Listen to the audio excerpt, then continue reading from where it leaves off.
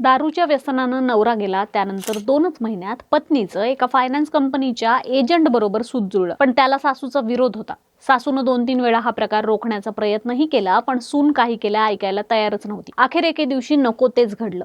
सासू गाढ झोपेत असतानाच सुनेनं प्रियकराच्या मदतीनं तिचा स्कार्फनं गळा आवळून खून केला आणि त्यानंतर मृतदेह एका पोत्यात घालून खदानीत फेकून दिला. ही संपूर्ण घटना नांदेड जिल्ह्यातील हदगाव येथे घडली आहे. जिचा खून झाला ती तहसील कार्यालयात शिपाई होती. हा संपूर्ण प्रकार कसा घडला, पुरावा मागे नसतानाही पोलिसांनी मोठ्या शिताफीनं आरोपींचा माग कसा काढला, सुरुवातीला आम्ही काही केलंच नाही म्हणणाऱ्या आरोपींनी गुन्ह्याची कबुली दिली का, या सगळ्याची रंजक कहाणी आपण या व्हिडिओतून समजून घेऊ.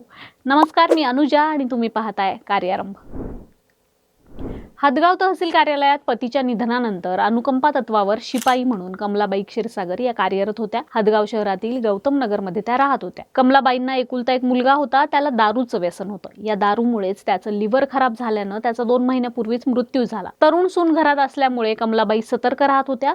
मुलाच्या व्यसनामुळे या महिलेचे इतरत्र सूत जुळल्याची चर्चा होती. कमलाबाई व तिच्या सुनेचे याच कारणावरून वारंवार वाद होत असत. सासूचे जाचातून सुटण्यासाठी मात्र तिने अघोरी उपाय योजला. सून सुनीता हिने आपल्या लफड्यात अडथळा ठरणाऱ्या सासूचा काटाच काढला. शनिवार दिनांक 10 जानेवारी रोजी रात्री 2च्या सुमारास 54 वर्षाच्या वयाची सासू असलेल्या कमलाबाई गंगाधर क्षीरसागर या गाढ झोपेत होत्या आणि ही संधी साधूनच सून सुनीता नागेश क्षीरसागर वय 35, तिचा प्रियकर परमेश्वर किशन वानखेडे वय 26 राहणार वटफळी तालुका हिमायतनगर यांनी कमलाबाईचा स्कार्फने मरेपर्यंत गळा आवळला. खून केल्याचे कोणाला कळू नये म्हणून मृतदेह घरातच पलंगाखाली लपून ठेवला.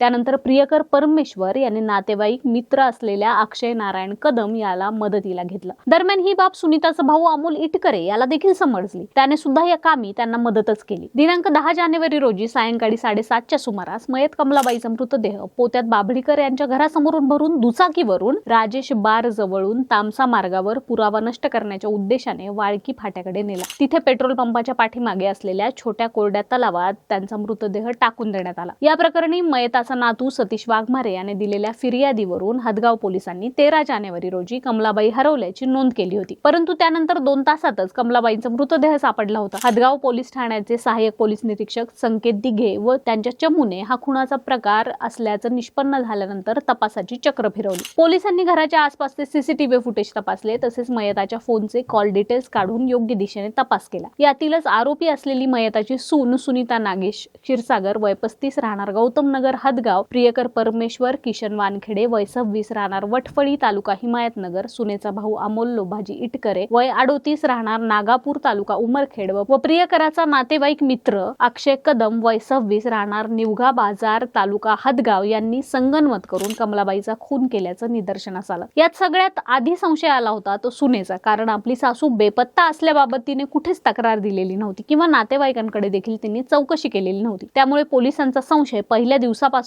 तिच्यावरच राहिला होता. पण तब्बल 10 दिवस ह्याचा थांग पत्ता तिने लागू दिला नाही. अखेर पोलिसी खाक्या दाखवल्यानंतर या खुनाची कबुली तिने दिली. सर्व आरोपींना 28 जानेवारी पर्यंत पोलीस कोठडी मिळाली आहे. या प्रकरणाचा तपास सहाय्यक पोलीस निरीक्षक संकेत दिघे, पोलीस उपनिरीक्षक Gajanan Barge, police head constable Rohan Surkunte, Nagesh Gaikwad, Deboji Gaikwad, Prakash Deshmukh, Jayant Paikrao, Archana Borle Pawar यांनी लावला. बाकी तुमचं मत आम्हाला कमेंट बॉक्समध्ये नक्की सांगा.